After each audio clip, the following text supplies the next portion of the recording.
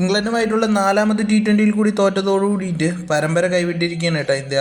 അവസാന മത്സരത്തിൽ ജയിച്ച് ഇന്ത്യയുടെ മാനം കാക്കാനാണ് കേട്ടോ ശ്രേയസ് അയ്യരും കൂട്ടരും ലക്ഷ്യം വെക്കുന്നത്.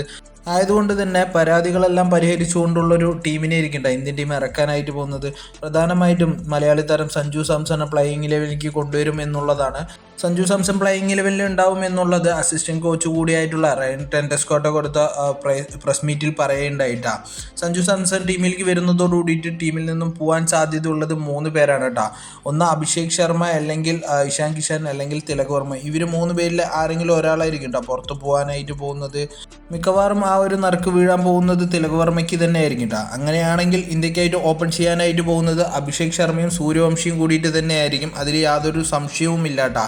എന്തായാലും ആ ഒരു കൂട്ടുകെട്ട് എന്തായാലും പൊളിക്കാനുള്ളൊരു സാധ്യത തീരെ കുറവാണ്. കാരണം അഭിഷേക് ശർമ്മനെ വേറൊരു പൊസിഷനിൽ ഇറക്കിയിട്ട് എന്തായാലും അദ്ദേഹത്തിന് പ്രൂവ് ചെയ്യാൻ സാധിക്കില്ല എന്നുള്ള കാര്യം ഏകദേശം ഉറപ്പുള്ളൊരു കാര്യമാണ്. അതേപോലെ തന്നെയാണ് വൈഭവ് സൂര്യവംശിയുടെ കാര്യം. പക്ഷേ സഞ്ജു സാംസനെ സംബന്ധിച്ചിടത്തോളം സഞ്ജു സാംസൺ പല പൊസിഷനിൽ കളിച്ചതുകൊണ്ട് തന്നെ വൈഭവ് സൂര്യവംശിനെയും അഭിഷേക് ശർമ്മനെയും ഓപ്പൺ ഇറക്കുകയും 3ാമതായിട്ട് സഞ്ജു സാംസനെ ആയിരിക്കും ഇറക്കാനായിട്ട് പോകുന്നത്. അതോടുകൂടിയിട്ട് തന്നെ 4ാമത് പൊസിഷനിലായിട്ട് ക്യാപ്റ്റൻ കൂടിയായിട്ടുള്ള ശ്രേയസ് അയ്യരായിരിക്കും കളിക്കാനായിട്ട് പോകുന്നത്. ഈ ഒരു പരമ്പരയിൽ ഇന്ത്യക്കായി ഏറ്റവും നന്നായിട്ട് ബാറ്റ് ചെയ്തത് ക്യാപ്റ്റൻ കൂടിയായിട്ടുള്ള ശ്രേയസ് അയ്യരാണ് കേട്ടോ. 4 മാച്ച് കളിച്ച അദ്ദേഹം 2 അർദ്ധ സെഞ്ചുറികൾ അടിക്കുകയുണ്ടായിട്ടാ. ഒരു കളി 30 കൂടുതൽ റൺസും എടുത്തിട്ടുണ്ടായിരുന്നു. ഒരു കളി മാത്രമാണ് ലോ സ്കോറിൽ ഔട്ടായിട്ടുണ്ടായിരുന്നു കേട്ടോ. എന്നിരുന്നാൽ തന്നെ അദ്ദേഹം അത്യാവശ്യം നല്ല രീതിയിൽ തന്നെ ഈ ഒരു പരമ്പരയിൽ ബാറ്റ് ചെയ്യുകയും ഇന്ത്യനെ നല്ല രീതിയിൽ റൺസ് ഉയർത്താൻ ശ്രമിക്കുകയും ചെയ്യുന്നുണ്ട് കേട്ടോ. മറ്റുള്ളവരുടെ കളികളുടെ പിഴവ് കാരണം മാത്രമാണ് കേട്ടോ ഇന്ത്യൻ ടീം ഇത്രയും തരം താഴ്ന്ന് തോൽക്കാനെല്ലാം കാരണമായിട്ടുണ്ട്.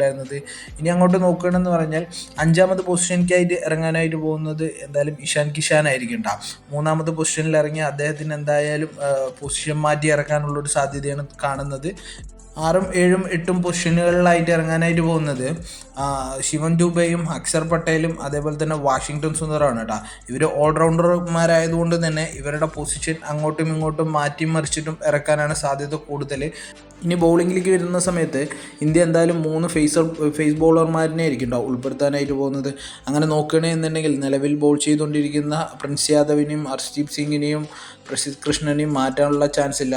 കഴിഞ്ഞ കളിയിൽ ഹർഷ്ദീപ് സിംഗ് മാത്രമാണ് കേട്ടോ അത്യാവശ്യം നല്ല റൺസ് വിട്ടുകൊടുത്തത്. ബാക്കിയുള്ള 2 ഫേസ് ബോളർമാരും നല്ല രീതിയിൽ ബോൾ ചെയ്തിട്ടുണ്ടായിരുന്നു.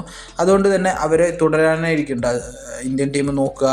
എന്തായാലും ഈ അവസാന മത്സരത്തിൽ ജയിച്ച് അടുത്തതായിട്ട് വരാൻ പോകുന്ന സിംബാബ്വേയുമായിട്ടുള്ള കളിയിലേക്ക് വളരെ ആത്മവിശ്വാസത്തോടുകൂടിയിട്ട് പോകാനായിരിക്കും ഇന്ത്യൻ ടീം ശ്രമിക്കാനായിട്ട് പോകുന്നത്.